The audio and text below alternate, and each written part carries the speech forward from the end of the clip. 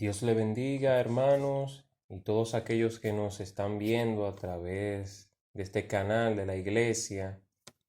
Que Dios le bendiga grandemente y pueda ser ministrado con la palabra del Señor. En este tiempo estaremos tratando el tema del crecimiento en la naturaleza divina y vamos a tomar el pasaje de Segunda de Pedro, capítulo 1, del 3 al 10. Pero primero vamos a orar a Dios para que Dios bendiga la predicación de su palabra. Señor altísimo, soberano, gracias por tu palabra. Gracias por dárnosla, por darnos a tu Espíritu Santo que nos ayuda a entenderla. Asístenos en esta predicación. Asísteme a mí al exponer correctamente tu palabra y asiste a aquellos que la escuchan. Por favor, bendice los medios por los cuales estamos transmitiendo esta palabra. Y Señor, afecta nuestro corazón y ayúdanos a aplicarla. Ayúdanos en nuestra debilidad, Señor, a vivir para ti, a crecer para tu gloria. Te lo pedimos todo, Señor, en el nombre de Jesús. Amén y amén. Así que vamos a ir a Segunda de Pedro, capítulo 1, versículo del 3 al 10. Leemos lo siguiente: pues su divino poder nos ha concedido todo cuanto concierne a la vida y a la piedad, mediante el verdadero conocimiento de aquel que nos llamó por su gloria y excelencia. Por ellas de Él nos ha concedido sus preciosas y maravillosas promesas, a fin de que ustedes lleguen a ser partícipes de la naturaleza divina, habiendo escapado de la corrupción que hay en el mundo por causa de los malos deseos. Por esta razón también, obrando con toda diligencia, añadan a su fe virtud, y a la virtud conocimiento, al conocimiento dominio propio, al dominio propio perseverancia, y a la perseverancia piedad, a la piedad fraternidad, y a la fraternidad amor. Pues estas virtudes, al estar en ustedes y al abundar, no los dejarán ociosos ni estériles en el verdadero conocimiento de nuestro Señor Jesucristo. Porque el que carece de estas virtudes es ciego o corto de vista, habiendo olvidado la purificación de sus pecados pasados. Así que, hermanos, sean cada vez más diligentes para hacer firme su llamado y elección de parte de Dios, porque mientras hagan estas cosas, nunca caerán. Amén. Dios bendiga su palabra siempre. La carta de Segunda de Pedro, en su inicio, en el primer versículo, da la clara descripción de que el autor de esta carta es el apóstol Pedro, pero no indica quiénes son los destinatarios. Pero en el capítulo 3, versículo 1, indica que esta es la segunda carta que él envía a un grupo de personas. Entonces, vámonos a Primera de Pedro, capítulo 1, versículo 1, para ver a quién está dirigidos la carta de Primera de Pedro, que también sería la de Segunda de Pedro. Entonces, en Primera de Pedro, capítulo 1, versículo 1, dice: a los expatriados de la dispersión en el Ponto, Galacia, Capadocia, Asia y Bitinia. Eran a estas personas que estaban dirigida la carta y que nuevamente fue dirigida la segunda carta. Los expatriados eran cristianos que estuvieron siendo perseguidos por decreto de Nerón. Resulta que Roma ardió en llamas y todos le estaban echando la culpa al emperador Nerón porque él tenía un deseo de reconstruir, destruir para reconstruir otra vez. Entonces todo el mundo culpó a Nerón, aunque no se supo específicamente si fue Nerón el culpable. Pero al darse cuenta Nerón que le estaban echando la culpa a él redirigió la culpa a los cristianos. Ya los cristianos eran odiados por los romanos porque los cristianos eran hostiles a la cultura romana.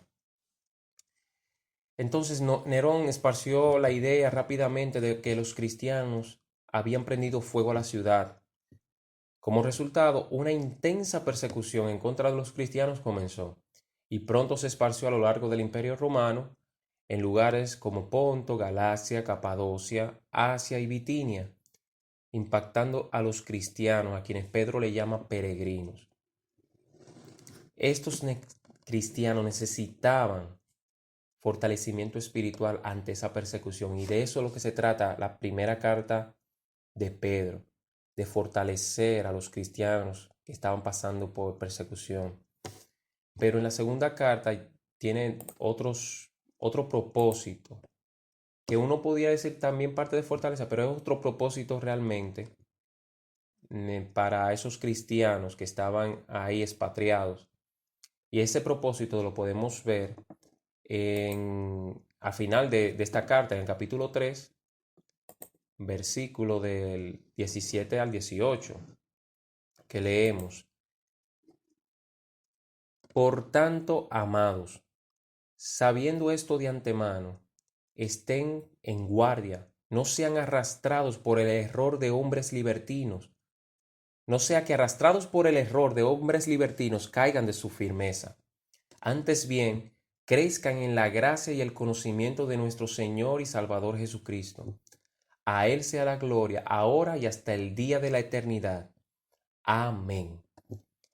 Entonces, los dos propósitos de Pablo con esta carta es, uno, exhortar a los cristianos a cuidarse de los falsos maestros, que incluso esta parte es tomada en el medio de la carta, en el capítulo 2 y parte del capítulo 3. Y el segundo propósito es que los cristianos crezcan en la gracia y el conocimiento de nuestro Señor Jesucristo. Y esta parte la toma en el inicio y en el final de la carta. Hablando del inicio, que es el pasaje que vamos a tomar en esta predicación, en el capítulo 1, del 3 al 10 de Segunda de Pedro, comienza la exhortación al crecimiento en el conocimiento del Señor Jesucristo. Y esta exhortación, aparte de llevar al cristiano a crecer, de llamar, de mandar al cristiano que crezca, es como una preparación para enfrentar a los falsos cristianos o enfrentar la falsa enseñanza. Y es como prepararte para la verdad, para tú detectar la mentira. Y también ver quiénes andan en la verdad para poder identificar los que andan en la mentira. Entonces, es una preparación para que no caigamos en la falsa enseñanza y que los expatriados, la gente a la que Pedro dirigía, no caiga en falsas enseñanzas, en esos falsos profetas. Incluso el versículo 10 dice que teniendo las virtudes que leímos y vamos a tratar más adelante, teniendo estas virtudes abundando en nosotros, nunca caeremos. Bueno, le dice a ellos, nunca caerán, nunca caeremos nosotros tampoco. Así que nosotros estamos, o Pedro, Dios nos está llamando a través de Pedro, a llenarnos de estas virtudes para así no caer en las falsas enseñanzas de falsos cristianos o en los ataques del mundo y de Satanás. Este es el propósito de la carta, el crecer para enfrentar el peligro de la falsa enseñanza. En los versículos del 5 al 7 se nos presentan 8 virtudes en las que vamos a trabajar y en las que nosotros como cristianos debemos procurar trabajar en ellas añadiendo en abundancia. Pero este trabajo que vamos a hacer en la virtud o cualquier trabajo que vamos a hacer en crecer como cristianos, siempre va a depender de algo primero, del valor que le demos al sacrificio de Jesús, del valor que le demos a lo que Dios ha hecho primero. Y esto es lo que Pedro presenta en el inicio. Incluso Pablo en sus cartas hace esto mismo, siempre presenta lo que Dios ha hecho para luego decirle al cristiano, entonces tú haz esto. Pedro utiliza la misma forma, que uno puede decir forma, y le indica lo que Dios ha hecho para entonces luego decir lo que nosotros o lo que esos grupos de personas debían hacer. Entonces, en el verso, esto lo vemos, esta parte de lo que debemos hacer, lo vemos en los versículos 3 y 4, pero también se vuelve a enfatizar en el versículo 9. Entonces, podemos leer en el versículo 3 y 4 que dice, pues su divino poder nos ha concedido todo cuanto concierne a la vida y a la piedad mediante el verdadero conocimiento de aquel que nos llamó por su gloria y excelencia.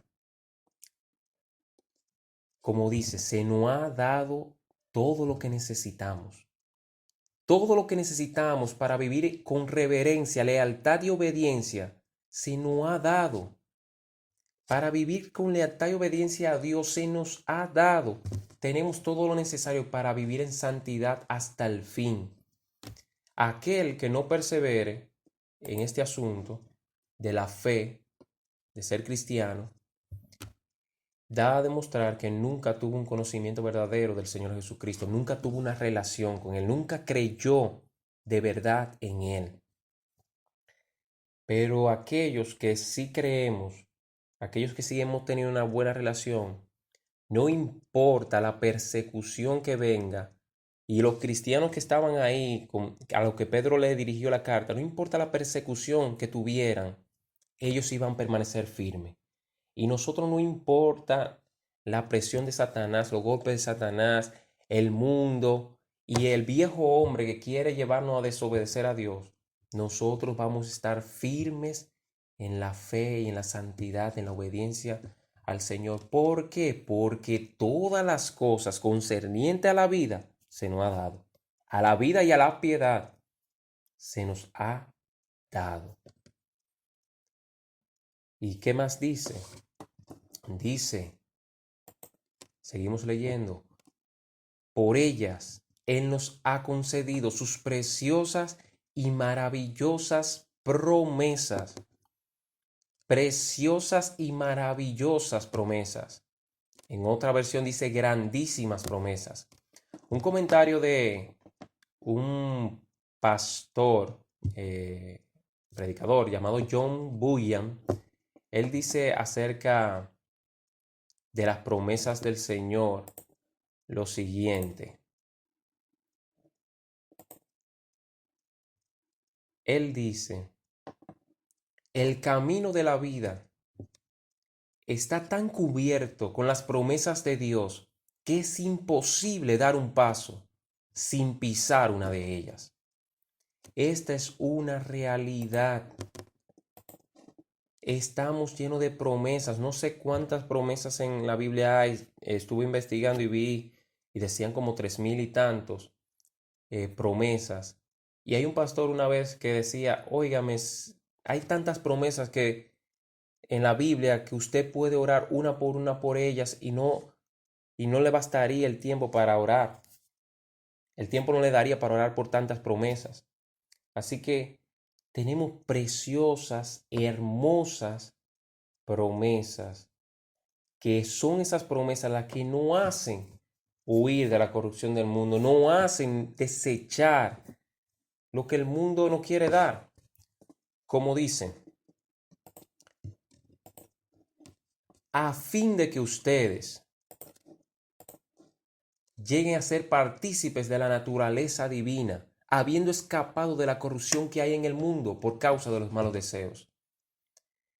Dios a nosotros nos tiene un banquete de promesas, de bendiciones espirituales.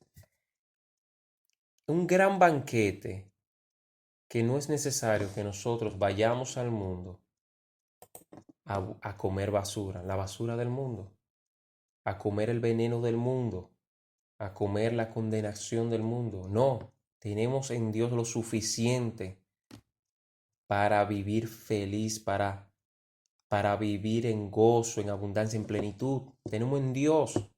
No es necesario buscar en el mundo nada. En los versículos 3 y 4 se nos muestra lo que Dios ha hecho por nosotros. Ese es el motor para hacer lo que se nos manda en los versículos del 5 al 7. Siempre Dios actuará primero. Él siempre, como dice en Juan, dice, nosotros lo amamos a Él porque Él nos amó a nosotros primero. Él siempre hace lo que es de más valor y a nosotros nos toca la parte más sencilla en un sentido. Él murió en la cruz. Ahora a nosotros nos toca vivir en obediencia a Él, pero Él hizo la parte más fuerte. Pero ¿qué dice en el versículo 9? El que carece de estas virtudes es ciego, es corto de vista, habiendo olvidado la purificación de sus pecados pasados. Estas virtudes, añadir estas virtudes que luego vamos a ver, es un sentido de crecer en la gracia del Señor, crecer en el conocimiento del Señor. Pero si yo no tengo estas virtudes, es que yo estoy olvidando lo que Dios está haciendo por mí, o lo que Dios hizo por mí en su cruz. Estoy olvidando que Él perdonó mis pecados, estoy olvidando que Él murió por mi causa. Estoy olvidando las promesas de Él, estoy olvidando la fe, estoy olvidando todo lo que Dios ha hecho. Si no crezco, eso es lo que pasa, eso es lo que hago. Olvidar las acciones de Dios en mi vida.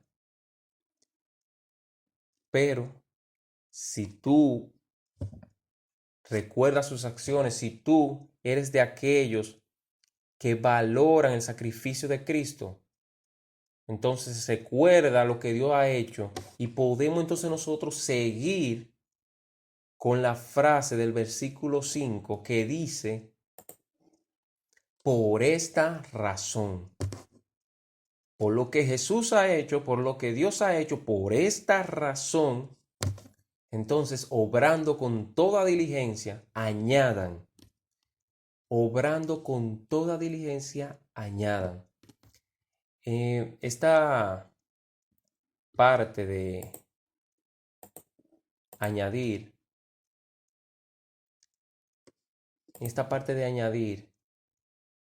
un comentario de John MacArthur referente a esto, dice lo siguiente.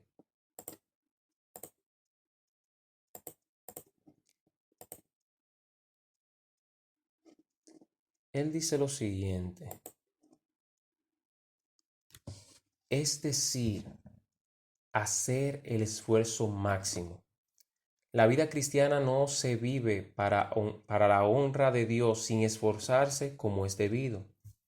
Aunque Dios ha derramado su poder divino en el creyente, el cristiano mismo tiene la responsabilidad de practicar la disciplina en todos los aspectos de su vida para rendir al máximo en todo lo que Dios ha hecho por él. Esta palabra también, la palabra de diligencia, puede traducirse también como rapidez, velocidad, fervor, con solicitud. Entonces, Dios a través de Pedro nos está diciendo, y le estaba diciendo a ese grupo de personas, obren con rapidez, con solicitud. No como personas que dicen, yo lo hago ahorita, lo hago después, no dejarlo para después, no. Rápido, con solicitud. ¿Qué van a hacer? ¿Cómo van a obrar? Añadir las virtudes que vamos a ver más adelante, pero añadan con solicitud. Y esta palabra añadir, añadan, tiene un significado en el idioma original. Tiene un significado, el cual John MacArthur dice lo siguiente acerca de ese significado. Él dice, añadir se refiere a dar en abundancia y con generosidad. En la cultura griega la palabra se usaba con referencia a un director de coro que era responsable para suministrar todo lo que fuera necesario para su coro. Nunca se refirió a dar con mezquindad, sino en gran abundancia para garantizar un desempeño excelente. No es que yo voy a dar lo mínimo, no es que yo voy a crecer en lo mínimo para yo ser cristiano. Lo mínimo, voy a la iglesia, leo mi Biblia a veces, oro a veces. No es lo mínimo. Debo crecer en abundancia. Debo añadir estas virtudes en abundancia y diligentemente, pero en abundancia. Debo añadirlas. ¿Y dónde empieza todo? Todo empieza en la fe. Todo empieza en la fe.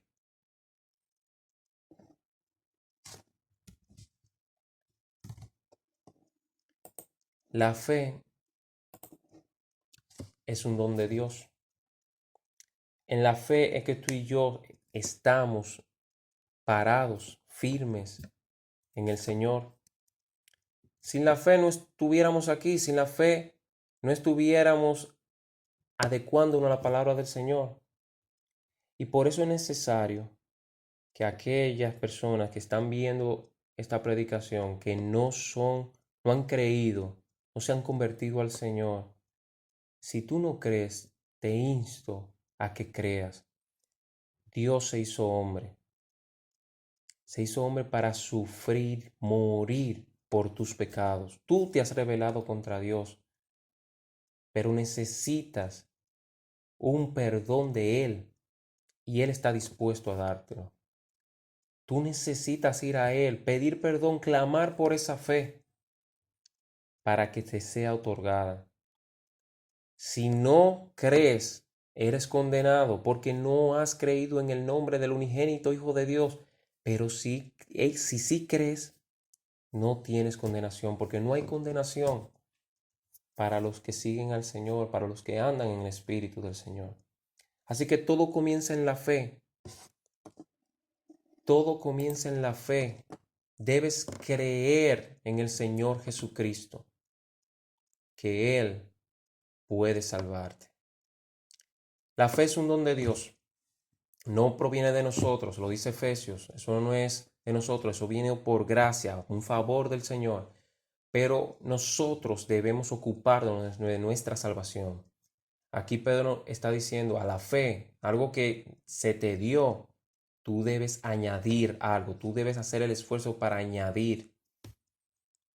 Entonces, nosotros debemos cuidar nuestra salvación, como dice en otra parte, con temor y temblor.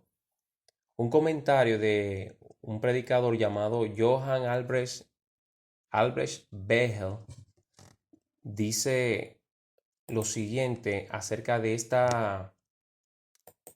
texto de Segunda de Pedro, que él lo relaciona con la parábola de las 10 vírgenes. Él dice lo siguiente: la llama, hablando de las 10 vírgenes, es lo que Dios nos imparte sin ningún esfuerzo por nuestra parte, sin ningún esfuerzo de nuestra parte. Esa llama, él asemeja a la fe. Pero el aceite es lo que cada persona debe aportar a la vida mediante su propio estudio y esfuerzo fiel para que la llama se alimente y crezca. ¿Qué nos está diciendo? Que nosotros debemos esforzarnos para crecer. esforzarnos para crecer en el Señor, para parecernos más a Cristo. Y claro, tenemos todo lo disponible para vivir así, para vivir en la piedad, para vivir más como Cristo, porque lo leímos en el versículo 3, todo se nos ha dado para vivir de esa manera. Y es como que tú tengas un tanque de agua, ya tú lo tienes, te lo han dado, y lo único que tú tienes que hacer es ese tanque de agua, coger el agua y añadirla a tu vaso para beberla. Entonces, a esas virtudes es lo que vamos a hacer, añadir, bebernos esas virtudes, añadirla a nuestra vida. Entonces, todo comienza con la fe, pero a esa fe, ¿qué debemos añadirle? Virtud. En otras versiones de la Biblia, la palabra virtud la traducen como rectitud moral, excelencia moral, disculpe, excelencia moral. Entonces, esto no solamente implica una excelencia moral en la palabra, en el idioma original, sino que también implica coraje. Entonces, ¿qué nos está diciendo? A la fe, tú tienes que añadirle el coraje para vivir de acuerdo al deber cristiano, para cumplir el deber cristiano, para vivir de acuerdo a lo que Dios quiere. Imagínense los cristianos perseguidos, que es a lo que Pedro le está dirigiendo esta carta. Ellos debían a esa fe añadirle ese coraje para permanecer en ella, para permanecer haciendo lo que Dios le agrada. Imagínense un emperador que solo quiere la gloria y quiere decirle a los cristianos, adórenme a mí, dejen a Dios. No, ellos tenían que añadir a esa fe, ese coraje para rechazar esa idolatría hacia una persona y mantener la adoración solamente a Dios. Entonces, nosotros en este mundo igual necesitamos añadir coraje para vivir una excelencia moral ante un mundo que nos presiona a declarar y a hacer que las cosas buenas se le llamen malas y a las cosas malas se le llamen buenas. ¿Y qué más sobre esta excelencia moral? ¿Qué añadimos a esta excelencia moral? Añadimos conocimiento. El conocimiento es una palabra clave en la carta de segunda de Pedro. Aparece no menos de 11 veces en la carta y este conocimiento da a entender no solamente en algo mental, inteligencia mental, sino en una relación con Dios, con su palabra. Nosotros realmente debemos estar creciendo en la palabra del Señor. No podemos tener una excelencia moral si no sabemos qué es lo moral. No podemos parecernos a Cristo si no sabemos cómo era Cristo. O sea, hay personas que quieren vivir la vida cristiana y no toparse con la Biblia, no leer la Biblia, no estudiarla. ¿Y cómo vas a vivir de acuerdo a la voluntad del Señor? No. Para tener una excelencia moral, para vivir una vida de acuerdo a la voluntad de Dios, hay que leer su palabra, estudiar su palabra y aplicar su palabra. No podemos tener el coraje de defender la forma en que nosotros estamos viviendo si no añadimos el conocimiento correcto de cómo debemos vivir. Debemos añadir conocimiento. Por ejemplo, si hay personas o tú que no robas, eso está bien. Ha cumplido una palabra del Señor que dice no robarás, pero añade ese conocimiento en no codiciar lo ajeno. Si tú no mientes, eso está muy bien, pero añade ese conocimiento, no murmurar del otro. O sea, siempre hay una mejor forma de hacer las cosas. Esto, Pedro está llamando a un crecer, no a vivir en lo mínimo. Ah, no, yo solamente no robo. No, no, no, no robe, no codicie y después sigue a otra cosa más, profundizando más en la palabra del Señor para ver qué no debes hacer y qué sí debes hacer. Debes crecer en el conocimiento del Señor. Tenemos su palabra y debemos ser muy agradecidos por tener la palabra de Dios que podemos estudiarla. Hay muchas personas que entraron a los caminos del Señor a edad avanzada. Ya el mundo ha moldeado muchas cosas en su pensamiento, en su corazón, en sus hábitos. Entonces, por eso es necesario ser transformados por la palabra del Señor. Es necesario estar inmerso en la palabra del Señor para cambiar y sacar toda esa basura que el mundo nos ha metido en la cabeza. Es necesario llenarnos de conocimiento de la palabra del Señor. Pero a este conocimiento, ¿qué le vamos a añadir? Dominio propio. Añadamos dominio propio. Debemos añadir dominio propio. Esto es una virtud muy necesaria mientras adquirimos conocimiento. Pues muchas veces sabemos lo que debemos hacer, pero no lo hacemos. Y en Santiago 4:17 dice, aquel pues que sabe hacer lo bueno y no lo hace, le es pecado. Hay personas que saben que deben cuidar su salud. El médico le ha dicho cómo debe cuidarse, la alimentación, los medicamentos que debe tomar, pero se desenfrenan, comienzan a comer desmedidamente y lo que no deben comer y empeoran su salud. Tienen el conocimiento, pero no tienen la voluntad, la rienda de su vida para el control, para poder hacer lo que saben que deben hacer. Pablo dijo en Primera de Corintios 9, del 26 al 27, él dice, por tanto, yo de esta manera corro, no como sin tener meta. De esta manera peleo, no como dando golpes al aire, sino que golpeo mi cuerpo y lo hago mi esclavo. No sea que habiendo predicado a otros, yo mismo sea descalificado. Pablo está diciendo que golpea su cuerpo, sus deseos, sus emociones, lo que va contrario a la voluntad de Dios. Él golpea y es como él dice, él no está corriendo a la aventura sin meta. Él tiene una meta fija, él quiere llegar a un destino y por eso soporta lo que sea. Los atletas hacen eso mismo. Los atletas quieren ganar la carrera, ganar eh, la,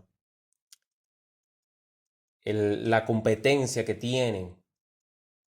Y ellos se someten duramente a entrenamientos, dejan incluso de compartir con amigos, con familia, de buscar o comer lo que ellos quieren, todo por una corona, como mismo Pablo decía, una corona pasajera. Pero nosotros tenemos una corona eterna. Y entonces es necesario que nosotros aprendamos a controlarnos a nosotros mismos, a someternos, a doblegar nuestra voluntad ante los pies del Señor, nuestros pensamientos. Pablo también decía eso en otra parte, que él decía, oye, sometemos todo pensamiento que va en contra del Señor Jesucristo, lo sometemos y lo ponemos a los pies de Él. Así que debemos dominar nuestros deseos para poder hacer eso que sabemos que debemos hacer. Debemos ser firmes en esa parte del dominio propio para obedecer la palabra del Señor. Vemos cosas en la palabra del Señor a veces y las queremos ignorar porque no nos está conveniendo. Porque dicen, bueno, no va con mi estilo de vida. Ajá, no debe ser así. Si vemos algo en la palabra del Señor, debemos cumplirlo. Un testimonio de una persona que dice que ella a sus trabajadores les retenía el salario, pero en una predicación ella escuchó que la Biblia dice, no retengas el salario del trabajador. Inmediatamente escuchó eso, fue inmediatamente a darle a sus empleados el dinero. No duró mucho en obedecer. Así debe ser cada creyente. No debe tratar la palabra del Señor como un banquete, un buffet, donde yo tomo lo que quiero y desecho lo que no quiero. No, no es así. Toda la escritura es inspirada por Dios y es útil para enseñar, redarguir, corregir e instruir en justicia. Así que tomemos en serio el conocimiento de nuestro Señor. Sometamos a ese conocimiento. ¿Qué añadimos? Al dominio propio le añadimos perseverancia, o como en otras versiones se pone paciencia. Añadimos paciencia. Es necesario tener paciencia en este asunto de dominio propio y perseverar, porque va a venir una y otra vez Satanás, los deseos, a querer decirnos desobedece a Dios, pero nosotros tenemos que seguir firme en esto. Una vez recuerdo que yo oraba al Señor y le decía, ¿hasta cuándo tendré que luchar por buscarte, por concentrarme, buscándote, siendo cristiano? Y como que sentí de parte de Dios que Él decía hasta la muerte. O sea, esto no es que hoy tú vas a estar más ligero que mañana, no, hasta la muerte tú tendrás que estar perseverando contra los ataques del enemigo. Es como dice la palabra, resistid al diablo y él huirá de vosotros. Tenemos que estar ahí resistiendo, resistiendo, resistiendo.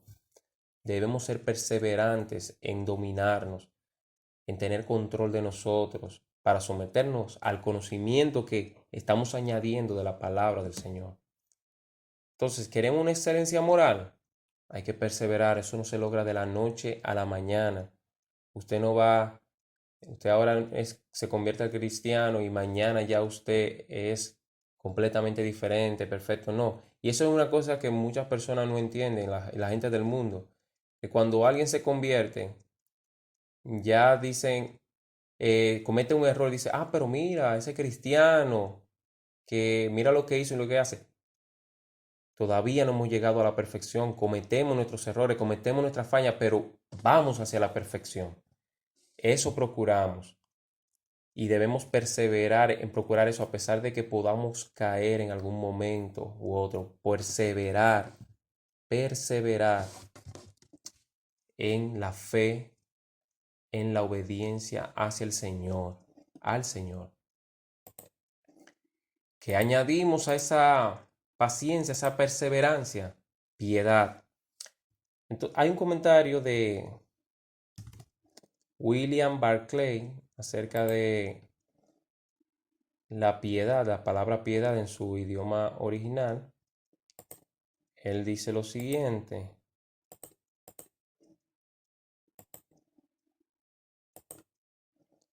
la palabra griega para piedad es eusebia, que es imposible de traducir. Hasta piedad es inadecuada, porque conlleva a veces la sugerencia de algo que es totalmente atractivo, que no es totalmente atractivo. La gran característica de Eusebia es que mira en dos direcciones. La persona que tiene Eusebia siempre adora a Dios correctamente y le da lo que le es debido, pero también sirve correctamente, siempre correctamente a sus semejantes y les da lo que le es debido. La persona que es Eusebes, el adjetivo correspondiente, está en la debida relación tanto con Dios como con sus semejantes.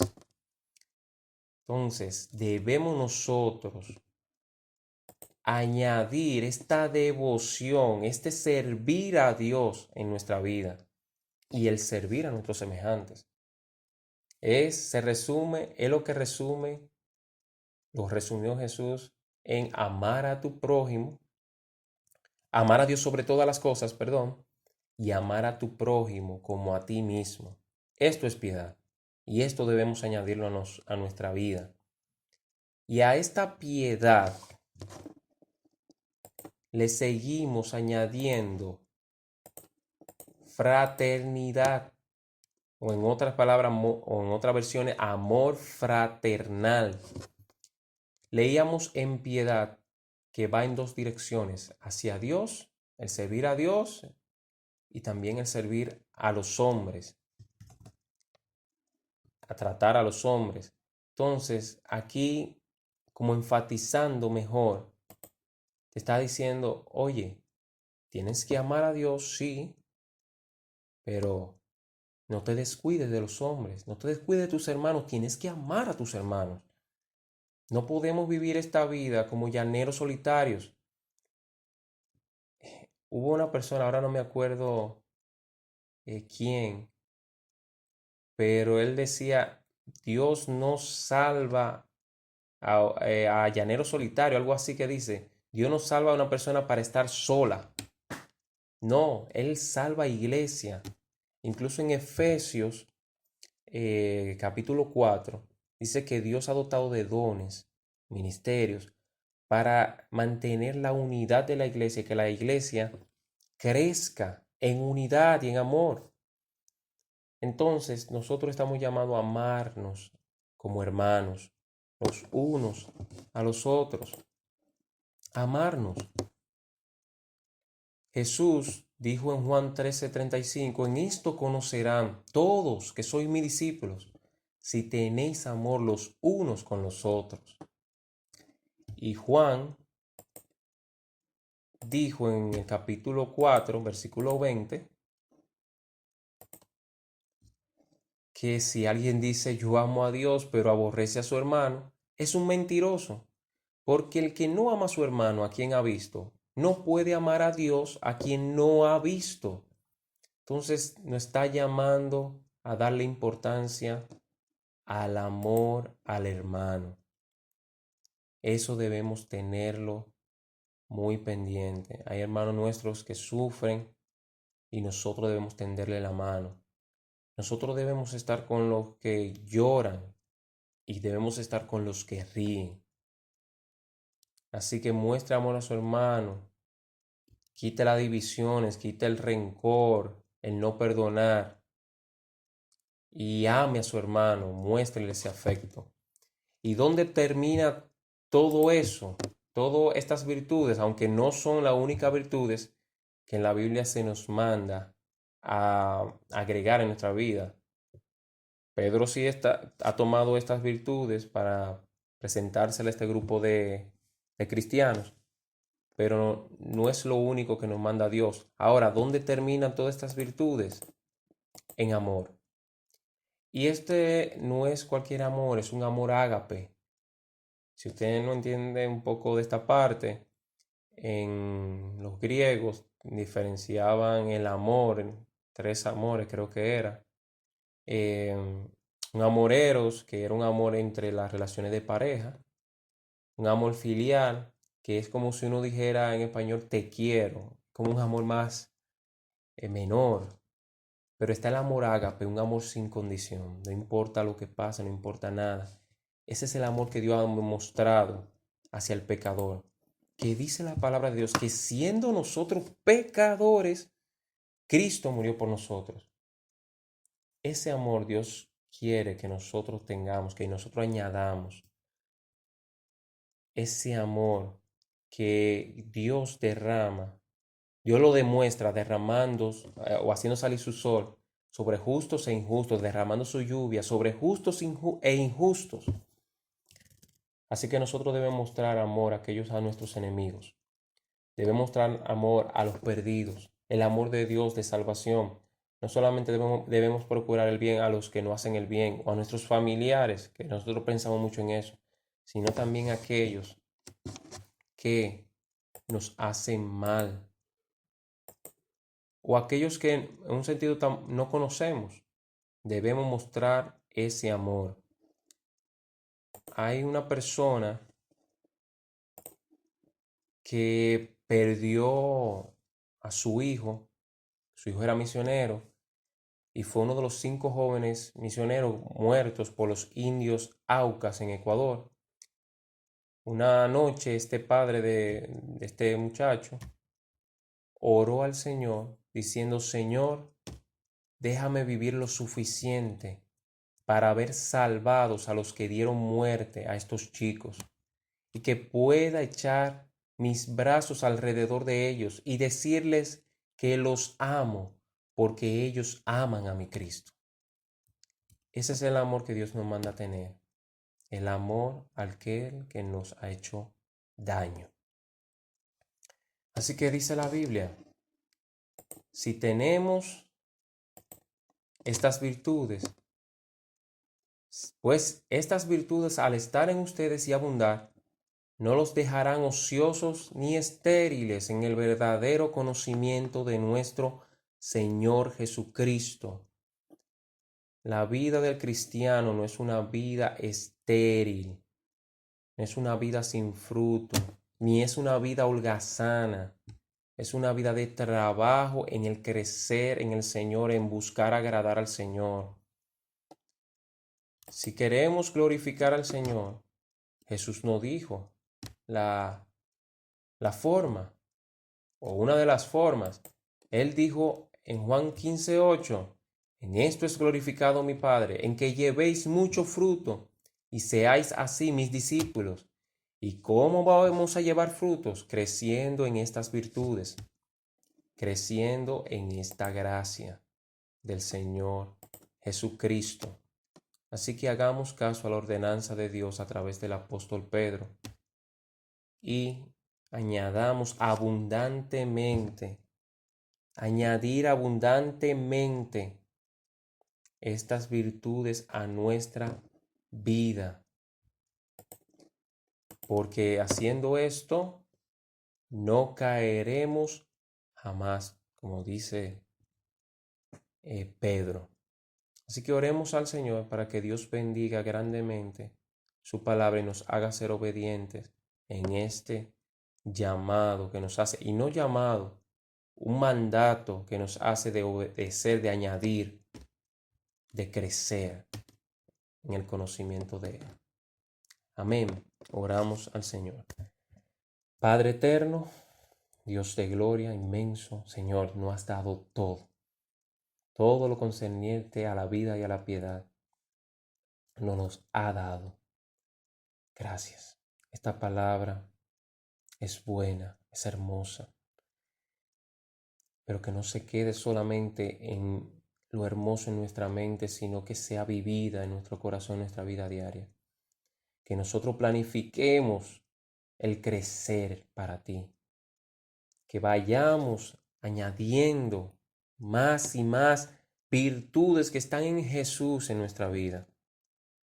Por favor, Dios, haznos ser obedientes a esto que tú has mandado, a no ser conscientes de las cosas que ha hecho por nosotros. Y entonces esto nos impulse, como dice Pablo, nos impulse a vivir para ti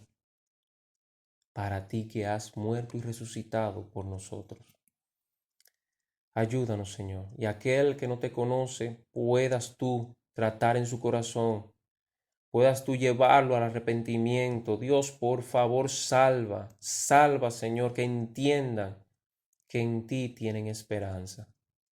Por favor, Señor, dale a ellos la fe para que ellos puedan añadir luego las virtudes que hemos tratado aquí, que tú mandas que se añadan. Bendice a tu iglesia, te lo pido, bendícela. En el nombre de Jesús. Amén. Así que Dios le bendiga grandemente, iglesia. El Señor sea con ustedes.